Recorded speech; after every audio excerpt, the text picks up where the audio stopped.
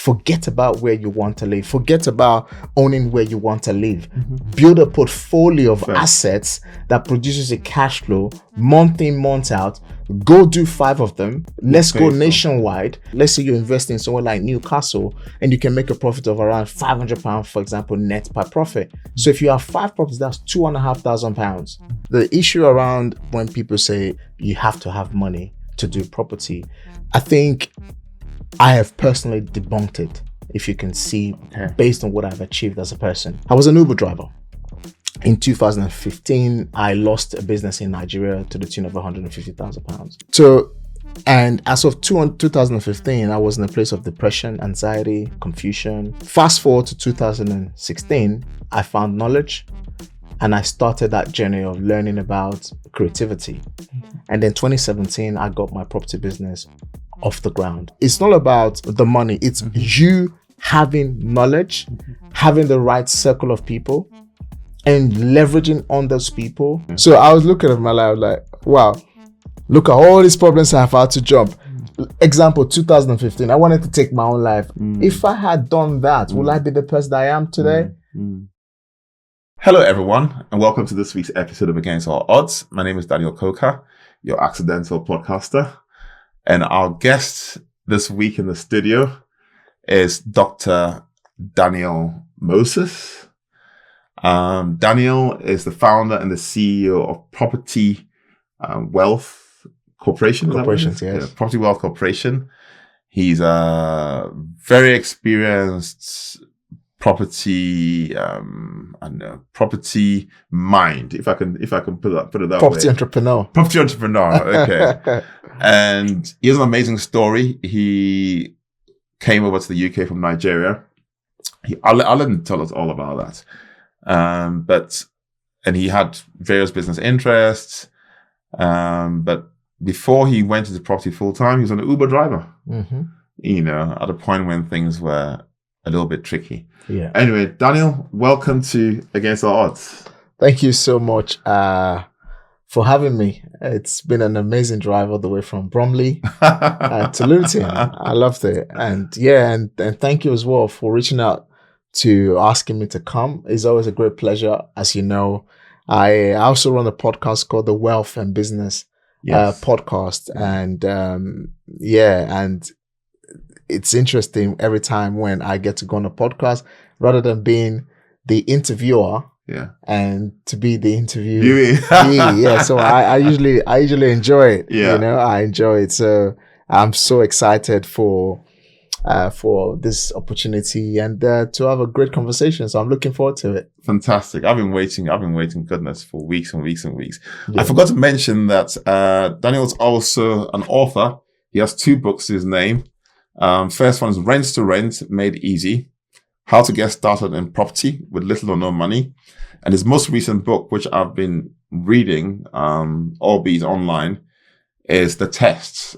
And he talks about the challenges that he went through in university, came over here, had some setbacks, had some wins, and also some setbacks, and how he kind of bounced back and repivoted, you know. So these books are available as well. And I think if you subscribe to his one of his channels, you get the ebook, one of the ebooks for free. Yeah, absolutely. So if you subscribe to my mailing list automatically, we do email campaigns on our email database, and people have opportunity to download them completely for free. I think both of them, to be honest, those who are on our mailing list. But for those who usually follow us on social media, they get the opportunity to download the test for free as well. PDF. Good. Otherwise, they're all available on Amazon. Okay. Anyway, Daniel, let's go straight into it.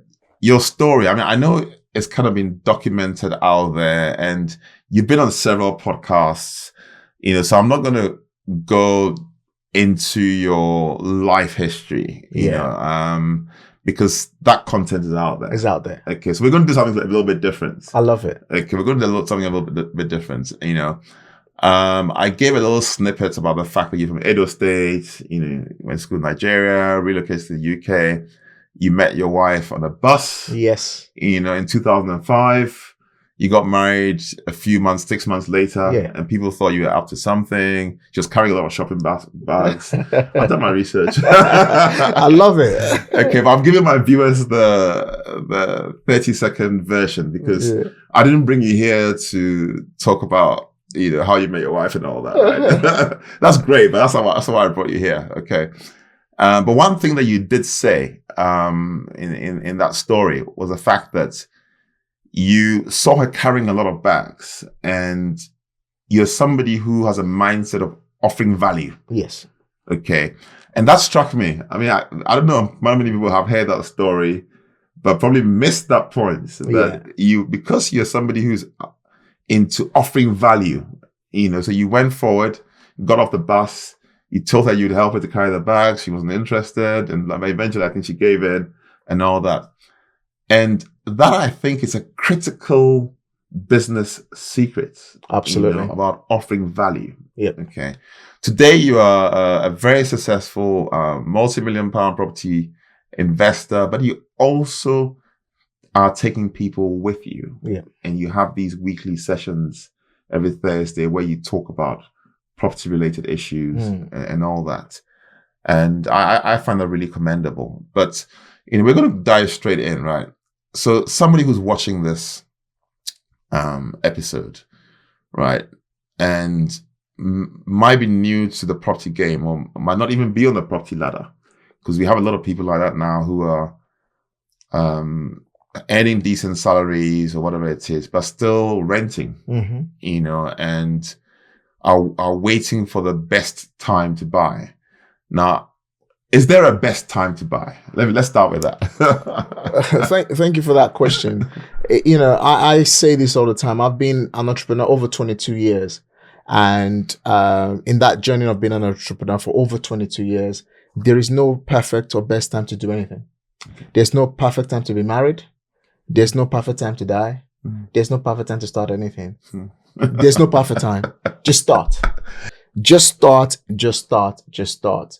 Like you mentioned when you were talking about a little bit of my history there, and people ask me, why did you share your marriage, how you met your wife, in a book that you're talking about how to transition from the ordinary to the extraordinary? Yeah.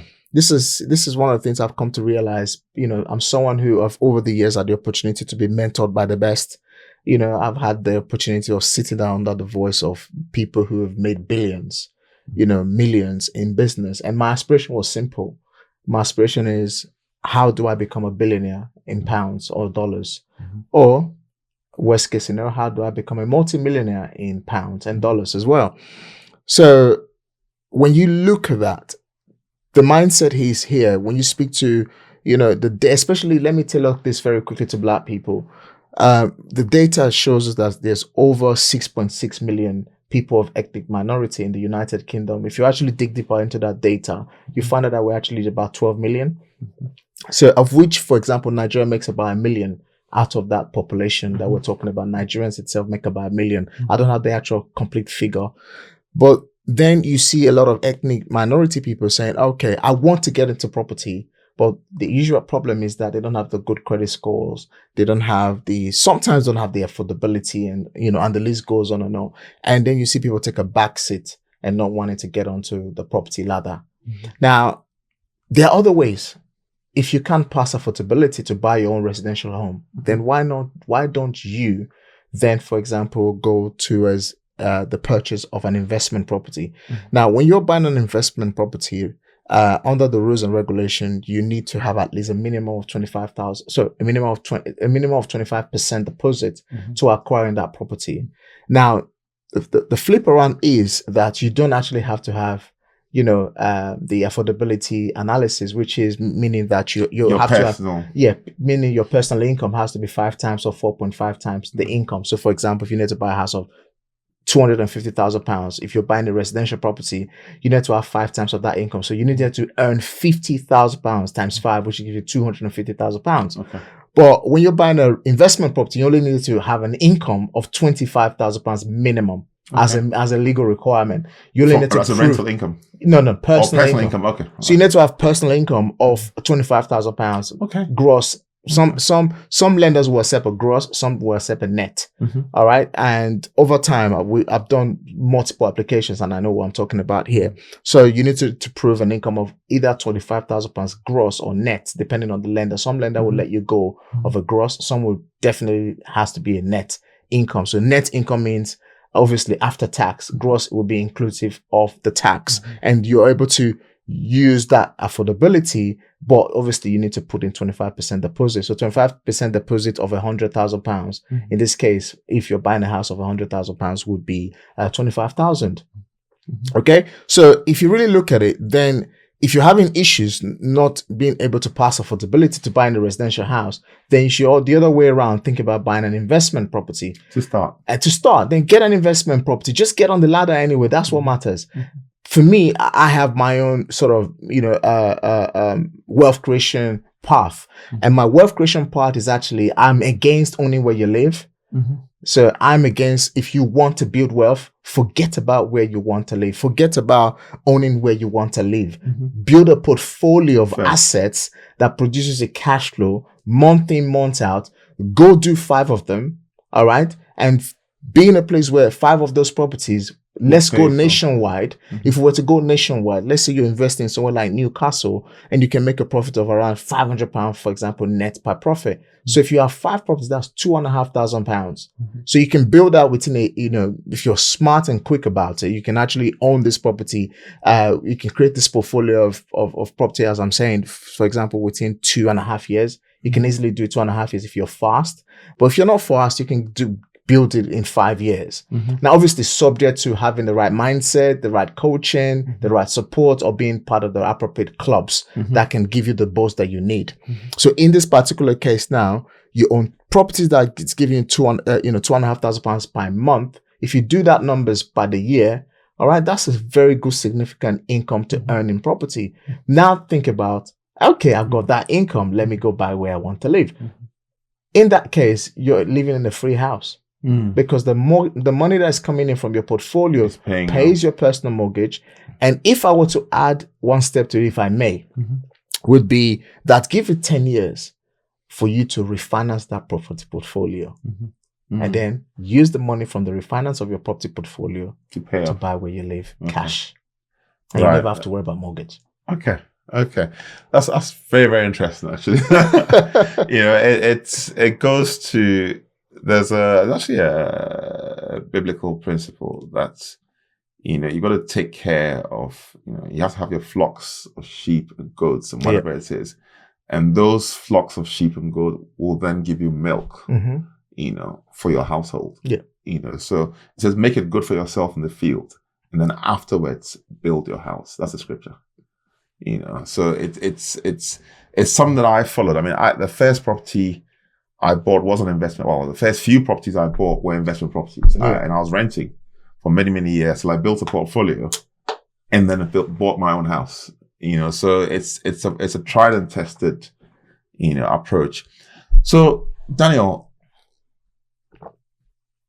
you kind of alluded to it, but I also think that it's very good to let our viewers know that before you get into the property game, you need good mentoring and you need to know what you're doing. Which is why it's good to connect with people like yourself. And that's why actually I brought you on, because knowledge is power. And knowledge will prevent you from making so many mistakes. Okay. I mean, for instance, some of the things that I personally do, and this interview, like I said, is going to be a little bit different because I didn't bring you here to just tell your story, right? I tend to buy properties. I look at motivated sellers. I try and look for motivated sellers, because then you have a bit more leverage in terms of negotiation. However, and you did mention that people need to be smart. Okay. So somebody who's watching, who wants to get on the property ladder, what sort of lifestyle should they have to live for a few years, to be able to save some money? Because to go into property, you need some initial, like you're saying, some initial money to get started. What would you advise somebody who's watching, about going about creating that pool of money to get started with? Thank you. You see, there's something I say, as someone who's written multiple books, I've got 2 on the way anyway, and someone who's been interviewed by, a lot of media outlets out there. I recently had the opportunity to be interviewed in national TV in Nigeria, and I think on that question they asked me was similar. I said, first of all, people have to have the mindset of, that money, first of all, money isn't real. Money was created. Money it becomes real when it's put to use. All right. It's a piece of paper. If you put it in the fire, it's going to burn. All right. It was created. Money is just a document for exchange of value. Money is just a document to enable me to offer a service to you, or for me to receive service from you. Right. So the issue around when people say money, you have to have money to do property, I think I have personally debunked it, if you can see, based on what I've achieved as a person. I was an Uber driver. In 2015, I lost a business in Nigeria to the tune of £150,000. So, and as of 2015, I was in a place of depression, anxiety, confusion, place of divorce, and you name it. Fast forward to 2016, I found knowledge and I started that journey of learning about creativity. And then 2017, I got my property business off the ground. My first property company was actually registered in November 2017. But before that, I was trading properties self-employed whilst still driving Uber full time. And cut long story short, between 2019 and 2023, I raised over 1.5 million from social media, the same way you and I met. All right. So from LinkedIn alone, I raised at least £500,000. These were people who followed my journey. They read my book. They come to my event. We became friends. And they said, listen, I love what you're doing, but instead of me, you talking about creative strategies on how to build a property portfolio, it sounds very cheesy. I rather, is there any other way we can work together? Can I be your investor first? And then they invested with me. I did a project. I gave them their money back. And through that, obviously I'm helping them build a property portfolio as a consultant. Now, the point of what I'm trying to say was I had no money. I only had an income as an Uber driver. That was it. But to now be someone who has been able to build a multi-million pound property portfolio and helping others do the same. Yes, you need money, but I think it's the value proposition. If you look at where the value comes from and you look at that aspect, you can actually use the value proposition as your fuel to creating that wealth. And what does that mean? If 5 of you come together, if you offer 5 of your friends good value, very good value, and they're able to look at your track record of incredibility, and 5 of them have £50,000, your knowledge, your credibility is equal to the £50,000. And you can take £50,000 from 5 of your friends. That would be how much? 250 plus your equity of your intellectual asset. That makes it £300,000. And you can use a product or a strategy called buy Referbished Finance, where people can own assets and flip it around, get the money back, and leverage on the actual new value of the property by getting a new mortgage. For example, said 5% loan to value product or 80%, a product on that actual asset, and releasing substantial amount of that property out. Otherwise, you can actually own the property completely for free, and that property produces cash flow. So in this case now, it's not the money that's the issue. The issue here is the first principle, which you spoke about. The Bible says, my people suffer due to what? Lack of knowledge. So what I've just said to you now, to the listeners, they might be like, how is that even possible? Yes, it is possible. Knowledge. Because I had knowledge, people trusted me, they gave me money, I bought properties, and I'm teaching people how to do it now. So for me, getting started in property was not about the money. Initially, it was about the money, And the reason why it was about the money, because I was in the dark. I was completely out of knowledge. I've lived in this country for almost 20 years now. And I can only call myself successful in the last 5 years. For 15 years, I was in complete darkness. And that's what we need to do. So it's not about property. It's not about, the money. It's you having knowledge, having the right circle of people, and leveraging on those people. All right. Giving them value, having credibility to do it once, twice, 3 times, whilst creating a win-win. Then you can actually become a property entrepreneur. That's the entrepreneurial part. Now let's go to the people who wants to buy their first home.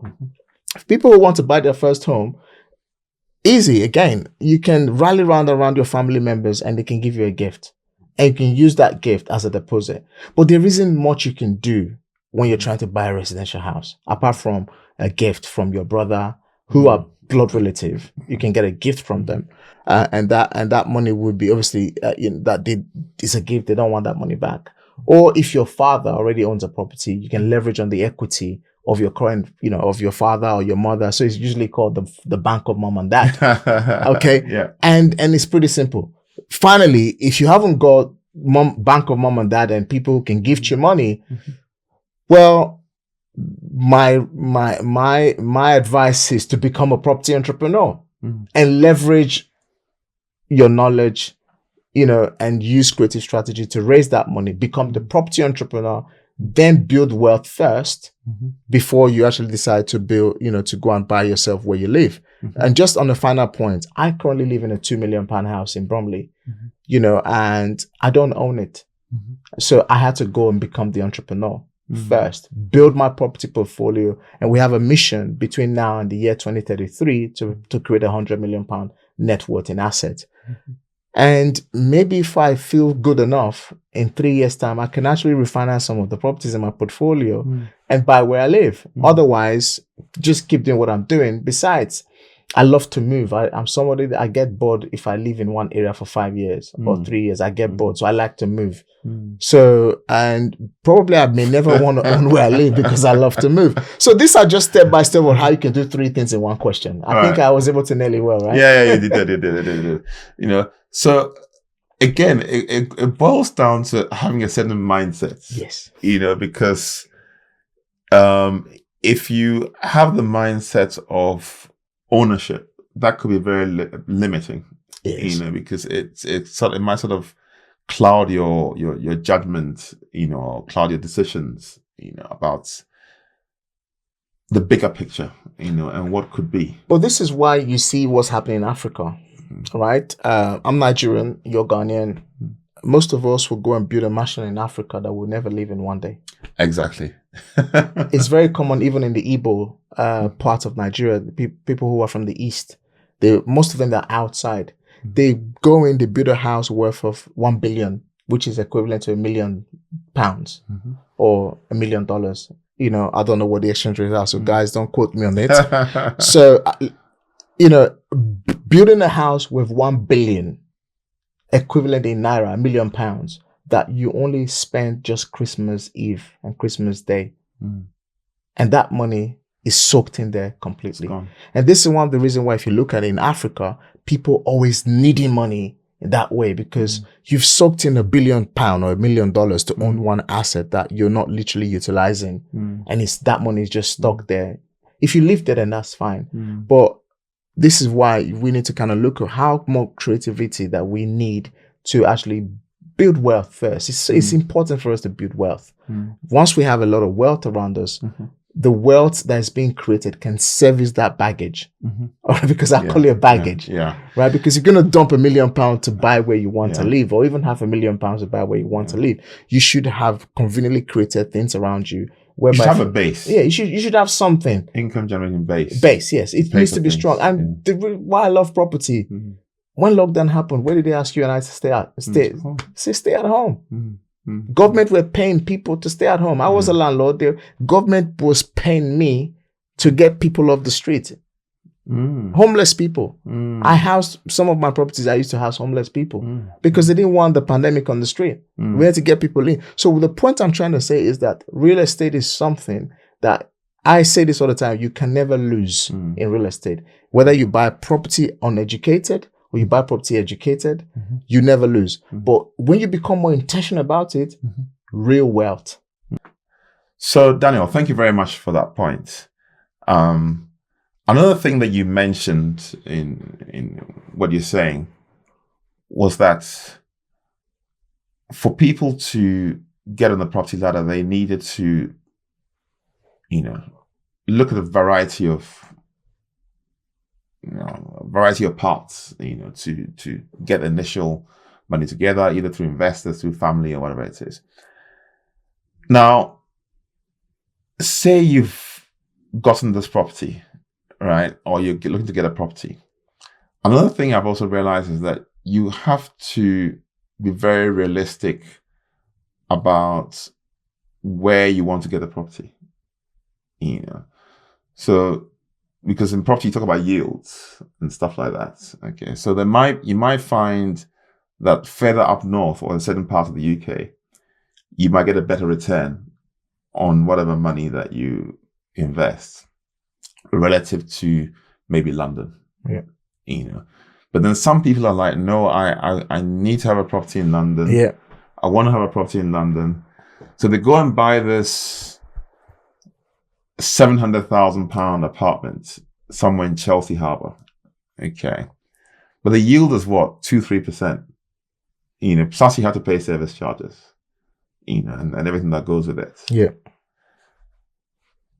That person would have been so far better off if they had just put their thinking cap on. Yeah. And said, look, I'm not going to be emotional about this transaction because it's a transaction. This £600,000 or £700,000 could buy, 6 or 7 or 8 houses somewhere up north. Each of them giving you £500, £600 a month cash flow, positive cash flow, right? Times 6 or 7, that's £4,500, whatever it is, a month cash flow. And yet, you bought this place in Chelsea Harbour and it's eating you up alive. Tell us about that. Very interesting question, because I mean, I'm an entrepreneur. Everything I see from the lenses of an entrepreneur. And most times, because I see things too much as an entrepreneur, sometimes people think it's bad, some people think it's good. There's the house buyer. You have the house buyer. You have the someone who just wants to be an investor. So you have the property investor. Then you have the entrepreneur. All right. Now, and I'll stay in this, category for now. So the house buyer is just somebody that says, oh, Mr. Daniel Coker, you just bought that lovely house in Chelsea. Oh, I need to buy one too. Can you help me get one? He's not checking yields. He's not checking capital growth. He's got money and he just wants to buy a house because Mr. Daniel Coker bought a property next door. Yeah. And that's fine for him. That's just fine for him. Yeah. But such a person already has a base somewhere, possibly. That's why I said he's a house buyer. Yeah. So for him, anybody can bring a house to him and he will buy. So he's not buying based on informed decisions. And you have a lot of them. So you have them from the political arena. People are politicians. You have those who are genuinely just wanting to store money in assets, brick and mortar, rather than having it in the bank. For example, the royal family is an example, right? The land belongs to them. So over time, they just bought it without, they bought land, or rather they had land, they built on them, and they were just house buyers. Over time, the appreciation they're not depending on it. So the house buyer usually are people who, two categories in there. Some are dependent, some are not dependent. The ones who are dependent on it, they buy with emotion, and they don't see it as a business. They don't see it as an earning and they don't see it as an earning part to wealth. They just bought it. Over time, like I said, whether you buy property directly or indirectly, so educated or uneducated, there's barely win or lose. You don't lose, you always win. So that's what I'm trying to say there. So that's that one first there. Then you have the property investor who either they got into property intentionally, which means they got themselves developed. They went through, maybe sometimes, went through school, like in Africa, we love degrees. So they studied real estate management or real estate something. Or then you have people who, for example, who became aware through what we do, like coaching people, mentoring people, or joining property clubs, and so on and so forth. Or you just generally have someone like the entrepreneur, someone like Donald Trump is a real estate entrepreneur. He leveraged, he created it. He's one of America's most richest real estate owner in the US, alongside people like Don Peebles. All right, these are real estate entrepreneurs. They find a broken pieces and they fix it, it becomes money. They find a land that no one is going to buy. They develop it, it becomes a dwelling, either commercial or it becomes a residential asset. And they're able to leverage and make serious money. So among these three categories of people, let's just focus on the Chelsea situation, and he should have bought a house in Manchester where, for example, let's put a number to it, £1 million in this case, where he could have distributed £1 million to buying 10 properties at £100,000 fixed price. And those 10 properties are generating, say, for example, 10% yield. Where, okay, 10%, let's just say that's £10,000, at, net profit, for example, at the end of the year. And it's a cash flowing asset for them. But rather they bought a house in Jersey, the yield is what, 2% after expenses? And it's not making them money. Some obviously end up in negative equity. Because you have to pay for service charges. Because you have to pay for all these things. And then if you now also have debt, okay, let's just say, yes, they already had a debt on it. So which means after all their costs, they're left with 2%. And that's good for them. And they're only waiting for the property market to appreciate 10 years time, 20 years time. I mean, statistics have proven to us over the last 1,000 years that property goes up in value every 10 to 15, 20 years. So if they invested £1 million in 20 years time, the property will be worth 2 million. And usually what these people will do is pay down the mortgage. So it's debt free. But can you scale a property portfolio like that? No. Because at any given point in time, when you pay down the mortgage and it's on debt free, you're actually having to overstrain yourself to create that wealth. Whereas real wealth is created through leverage. And that's why you have the banks. You and I put our money in the bank. We are given a digital view of our money. You're giving it. That's a very funny way of putting it. But the money is not there. It's just a view. It's a view, yeah. It's just a view. It's a picture. Yeah, it's not right. real. It's not real. That's what I said just now. These things are not real. It took me years to kind of understand what I'm talking about. I think, I've got 10,000. It's like you got 10,000. No. If a bank has 100 clients in the bank, if all of us go to the bank and withdraw our money the same day, the bank it's gone. It's gone, yeah. Because the money's not there. Because the money's not there. Because what they've done, you signed terms and conditions for them to trade with your money. Yeah. Because we that's what the bank does. So the bank, you and I put the money there, they find an entrepreneur and they give the entrepreneur the money. Yeah. To go and make more money. And then you make nothing. So from what I said before, where I said I work with investors, we work together and they get good reward on returns or good interest on returns, whichever we want to call it. So on a nutshell, people who are looking for yields, all right, investing in London would not work. With £1 million in Chelsea, you're not going to make profit. But on a longer term, like I made the example of the royal family and other wealthy people who want to stock money there, for 10 years capital appreciation or for 20 years capital appreciation, yes, fine, because they're not looking for yield. They just want to put that money away. Somewhere is there. They own the asset. The title is against their name. Whatever the money comes in, they're fine. If the tenant pays, it's fine. If the tenant, and I have seen people like that. I have seen people like that. And yeah, so at the end of the day, it's all about, for me, I think that era of those kind of people still exists, but there's less of them. And but then you have people who just sit there and criticize yields and they end up never doing anything. So in a nutshell, just to kind of close in that questions, if you want to make an informed decision, you can actually transition from being the property buyer and actually being the property investor. So where the numbers counts, where your capital appreciation counts, where you understand, the demographic of the area, is there supply, is there demand? Because there are locations that you could buy property and your property could actually sit for months without tenants, whether short stay let, whether house or multiple occupation, whether even commercial. There are areas, that I'm very well traveled in England now because I invest nationwide now. So, and there are cities where it's like a ghost town, completely ghosted. And obviously government have to inject money into the city to revive it in order for it to be opened up again. So you want to be someone who either you're an investor or you want to be someone who's the property entrepreneur. But not a lot of people are made for the property entrepreneurship.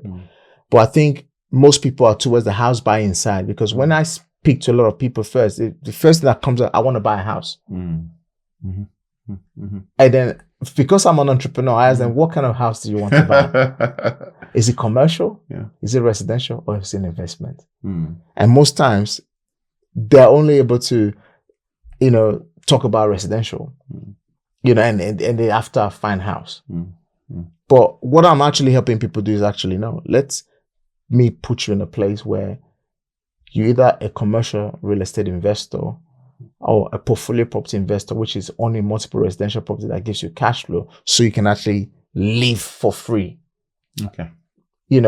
So that way, yes, the yields will count. And yes, at the moment, the yields in London, for real estate investment, you're looking between buy-to-let is not really working, but you're looking around maybe 3%, around about 7%. Luckily, if you are. And or if it's a buy to let to like things like house of multiple occupations, which is probably called HMOs, in and around London, you're looking around 10 to around about 17, 18 to 20%, subject to locations, obviously because of the current interest rate.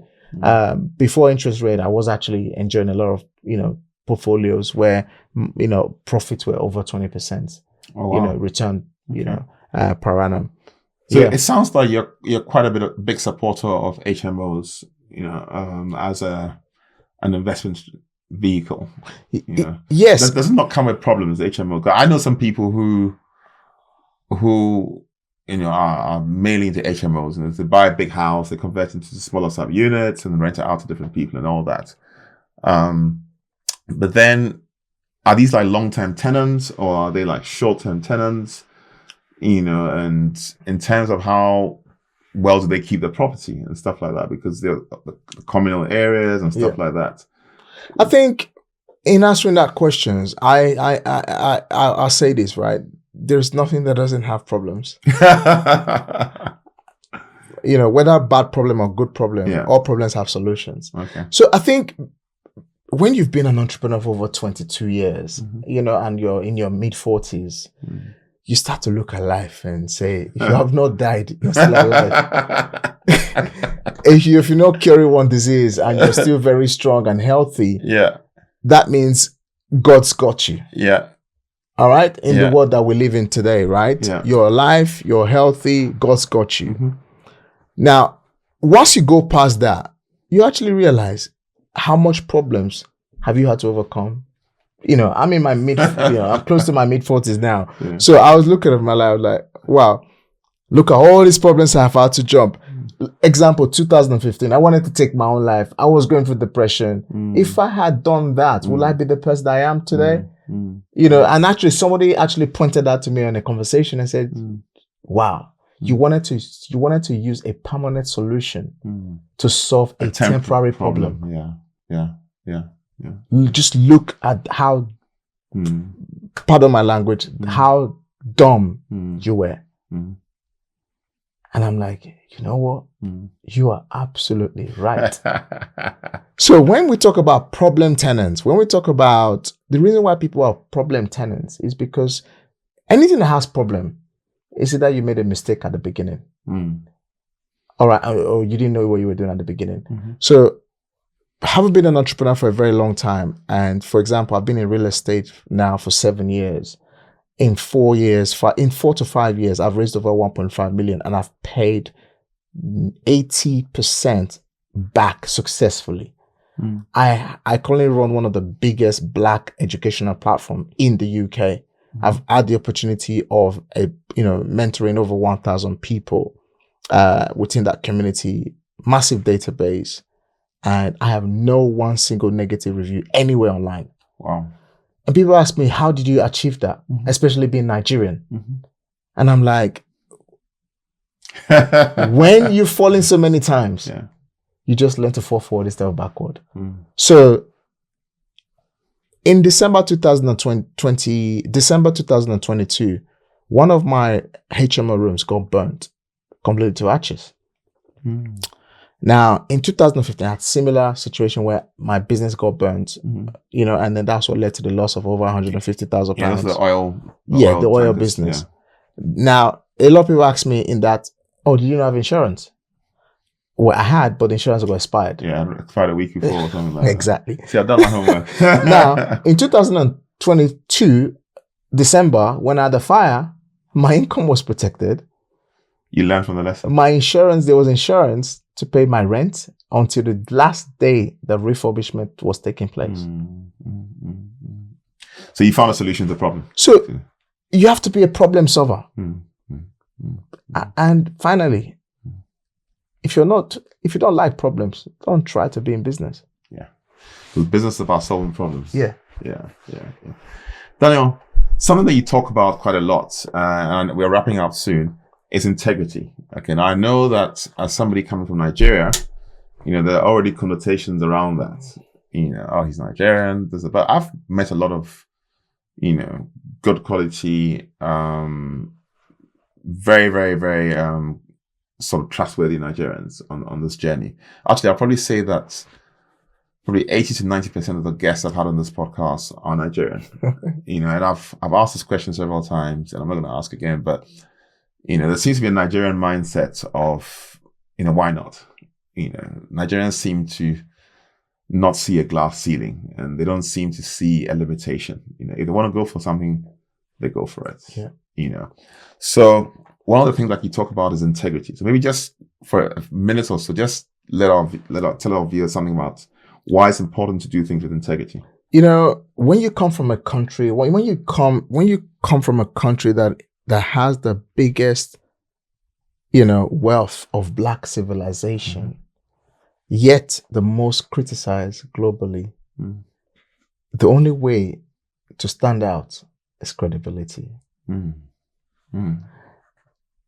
When you come from a system so broken and you decide to go global, the only way is to try to work a part of fixing. Finally, when you come from a place where you've been beaten so many times to the ground, the only way to stand tall is pure. So for me, I was recently listening to our current what's his name now? National Security Advisor, Nehu Ribadu, in a joint conversation with the current EFCC chairman, which is a crime agency in Nigeria.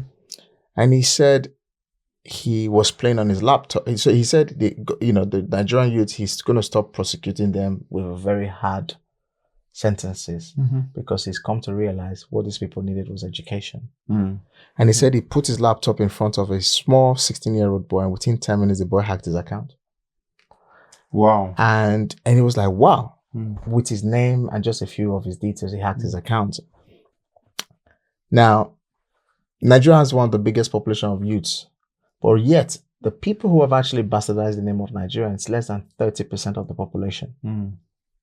But yet, when people speak Nigerian, they actually group Nigeria as our total population. When you say Nigerian, if you try traveling with a Nigerian passport and see how you're being treated, just because you have a Nigerian passport globally, then you weep for your country, and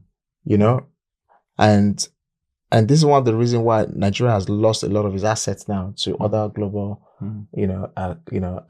expansions in terms of people are migrating, claiming different passports, and no longer seeing themselves as Nigerian, and so on and so forth, because it's better on this side rather than the other side.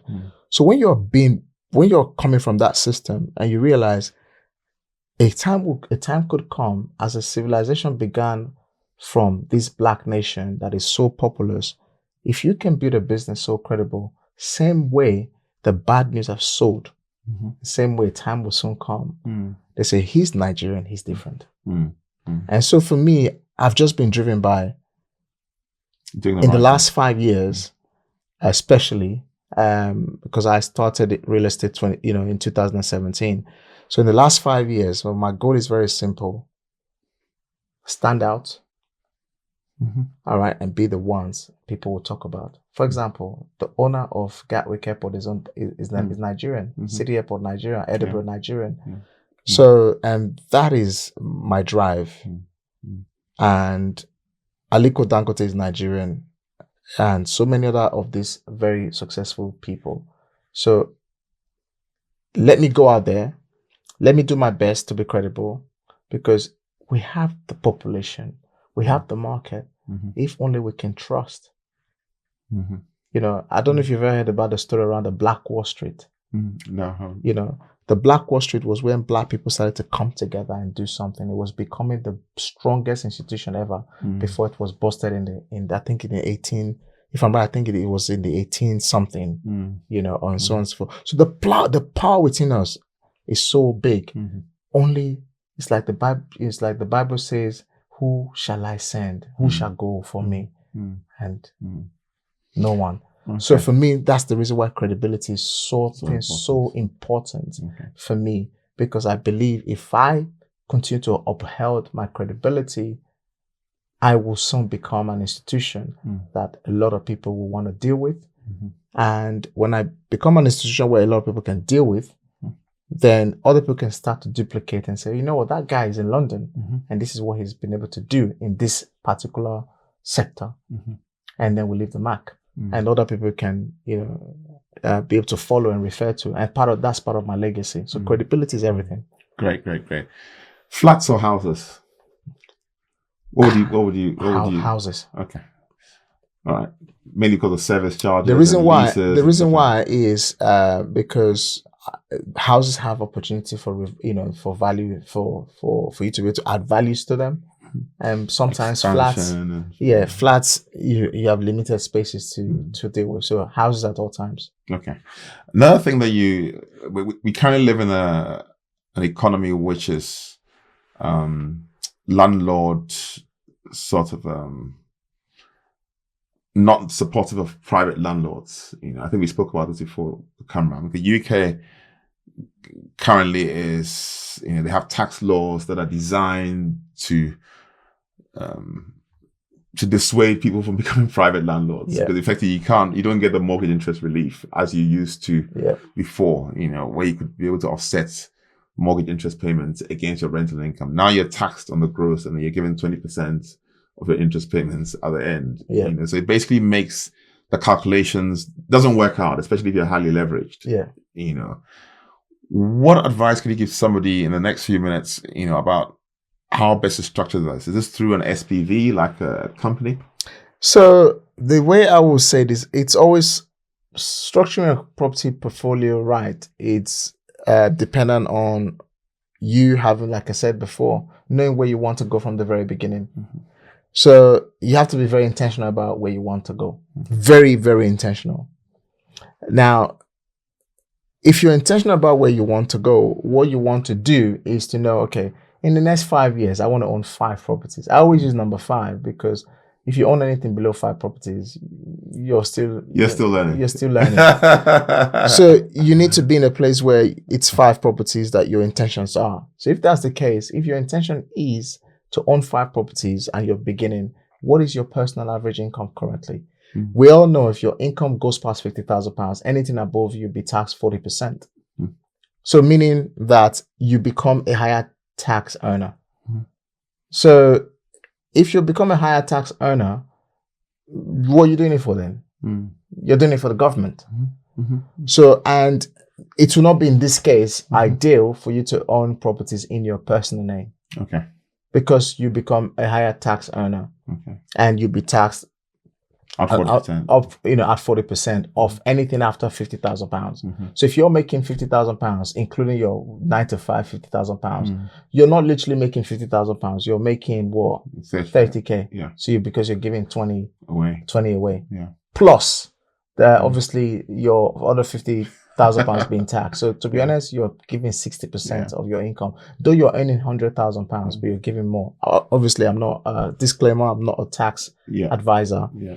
What advice would you give to somebody who is starting out in the UK? Because the UK at the moment is not very supportive of private landlords, and there's very little scope to offset your mortgage interest payments against your rental income. Would you advise that it's better for people to do things through a corporate structure? Yeah. Absolutely. Corporate structure is the way forward. So, but like I mentioned before, if you have an intention, if you're intentional about, if you're very intentional about where you are now and where you want to go, you're able to mitigate from the very get-go. All right. So example would be if you're currently earning £50,000, gross, and you were to create another £50,000 of income in a property portfolio, automatically the next £50,000 will be taxed at 40%. I'm not a tax advisor, by the way, disclaimer. So seek your own financial advice. So the only way to kind of mitigate against that would be to set up an SPV. So an SPV simply means special purpose vehicle. So you set up an SPV to convey that purpose of owning assets. Through that, you're able to write down your tax liability and, obviously expenses and so on and so forth. And that in itself can help you, mitigate your tax liability versus you paying 40% on your tax from your property income. Okay. Very quickly, one of the things you talk about in this book, which I absolutely love, three takeaways, is that number one, and for life and just business, you've got to be adaptable. Yeah. And then you also talk about the fact that you need to take calculated risks. Yeah. And the third thing is, you've got to understand that challenging times are usually just stepping stones to greater opportunities. Can you just, in a minute, just say something about that as we bring this conversation to a close? It's quite big to answer in a minute. I know. But I'll start with taking calculated risk. So first thing first, in taking calculated risk, in chapter number 1, where I wrote about, push through your pain. So chapter number 1 in that book, in the test, where I wrote about that, and I said, taking calculated risk. So for example, meeting my wife was a risk, in itself. And marrying her, when I mean meeting my wife was a risk. So this is the risk part there. We met, we started dating, and within 6 months we got married. And today, on the 20th of May, 2024, will be 18 years in marriage. Wow. And we have 2 lovely kids. My first is actually starting his GCSE today. Oh, okay. So, and I've been a strong role model to my son or my daughter.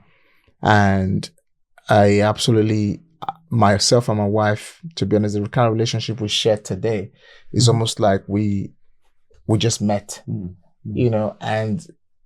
and part of that is because we took a risk. 6 months at that time, we were 26 years old, and marrying someone, the Bible says for better, for worse, you're spending the rest of your life with this person at the age of 26, and you guys, so to be honest, we barely knew each other. So calculated risk to 18 years later, it's paid off. 19 years in total, I think, if I'm right, we've known ourselves now. It's played out. So calculated risk. So from the moment we met and I proposed to her and we got married, it was calculated and it's paid off. And where's the payoff here? I'm in my 40s now. I've been married to my wife for over 18 years is going to be now. So some people, they might probably would have gone into a relationship and say, okay, I'm going to cut this lady for the next 1 year, for the next 2 years. And the relationship might actually fall out. It would just fall off. Mm-hmm. But for me, I was very intentional. I knew what I wanted. Mm-hmm. It was either a yes or a no. Mm-hmm. And if it was a yes, let's see what effort I can put. Mm-hmm. If it was a no, how can I turn that no to a yes? Mm-hmm. Otherwise, I don't have time. I'm very quick in whatever I do. Everything I do is well, mm-hmm. could be risky, but not risky because it paid out 18 years later. Mm-hmm. And we've never had any chance to regret that. That's number one. Number two is challenges are stepping stone.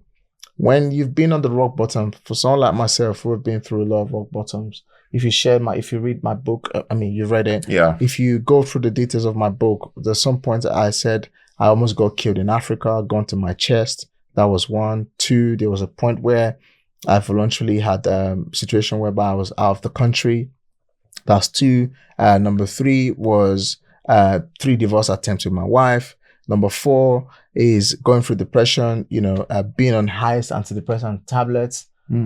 And those things, the Bible says, the Egyptians I used to see, I see them no more. So yes, those problems gave me the best life experience. So, and it's allowed me to as of today, be able to mentor anyone because I've been through so many experiences in my life where, there were times I actually thought that it was all over. But here I am, healthy, sound, young, and being able to do so many things. In 2020 was the very first time I got to the tune of raising almost £200,000. And for the first 3 months, I raised £200,000 every single day of that first month. I couldn't sleep. And I think I shared this in a book where I said I woke up panicking because I was taking £200,000 from people. Yeah. And I'm like, how am I going to pay back? But I'll sit down, as I'm sitting down here today, if you give me 1 billion, 2 billion, I'll take it. But you know what to do with it. Because I know what to do with it. Yeah. So that's why I'm studying other very successful people now, because that's one of the biggest things I do. I just study successful people. And I realize all successful people have been through a similar journey as I have. Fantastic. What do you think of this podcast and what we're trying to do before we wrap up? Absolutely. I love podcasting. If I'm not listening to an audio book, I'm listening to a podcast. Then usually in the evenings, I cool off with jazz or soul music. But throughout the day, podcasts, and throughout the day, audiobooks. So podcasting is something that everybody should always tune in listening to, because you know why? A television interview would not give you this. Rather would give you more negativity on other topics. However, sitting down to listen to a podcast where you have actually either read about someone and you felt like that person has something valuable to give to, people who know me or my audiences. And it's a great way to interview real people, and it's a great way to find out about people. And it's a great way to offer free coaching and free mentorship to people. Most of this information, I run a company called Property Wealth Education, which is an entity, within Property Wealth Corporation. And for the last 4 years, I've mentored, like I said, over 1,000 people. And some of these mentorship programs are very pricey, even though mine, I'll say, quite affordable. But on a podcast like this, I'm able to actually just give the whole thing away. So any question that's been asked is all being given away. So it's almost like a solicitor representing a case in court for free. Yeah. So I think people should learn to tune into podcasts like this, and above all, share the message. If you found it very useful, when you finish listening, share it to other people and say, listen, I've just listened to these on this podcast. What do you think? This is the value I got from it. So share it. Fantastic. Let it grow. Fantastic. We'll put your podcast details as well and everything below so that people can listen to you as well. We have a tradition on this podcast where we give our guests the opportunity to dedicate the episodes that they feature on to anyone of their choice. So who would you like to dedicate this episode to? And you're more than happy to look at the camera for this. Okay. Oh wow, that you put me on the spot there. Okay. Well, I'd like to dedicate this podcast to every single person who has been a very active follower on social media specifically, because without you, I would not be in this room being interviewed by my very own namesake, Daniel. It's because you followed me. It's because you like my post. It's because your engagement with my stuff on the internet expanded my reach. And that's the reason why people like Daniel could find me on social media to say, I'm interesting enough to be interviewed on their platform. So I'm really, really humbled by that. So I dedicate this to every single person who followed me on social media. Thank you. Fantastic. Daniel, thank you so much for your time. If you've enjoyed this episode, I'd like you to like, share, comment, and as he said, subscribe, because the bigger the platform gets, the easier it will be to keep bringing quality guests like Dr. Daniel Moses here. And then also, please get his books on Amazon. And let's support him. Let's subscribe to his platform. And if you can, join in on his mentoring sessions, which he has every Thursday, I believe it is. Yeah, so it's been changed now to not every Thursday anymore. So usually run them either monthly or per quarter. It's a free masterclass on a Saturday at 10 a.m. in the morning. Okay. And we're there for about 2 hours. And after that, we actually now have a private members club. Okay. So you can actually now join the private members club. The private members club allows you to become a mentee of mine or coach, and then you have power team. There's a whole lot of things. You have like a mastermind to support. Yeah, big, yeah. Fantastic. Yeah. When am I getting my t-shirt? You got a t-shirt on? Oh yes, I do. Yeah. You see, I spotted that. Yes. So we'll talk about it after. Definitely. Thank you very much once again. Thank you so much for having me. And see you next week. Take care.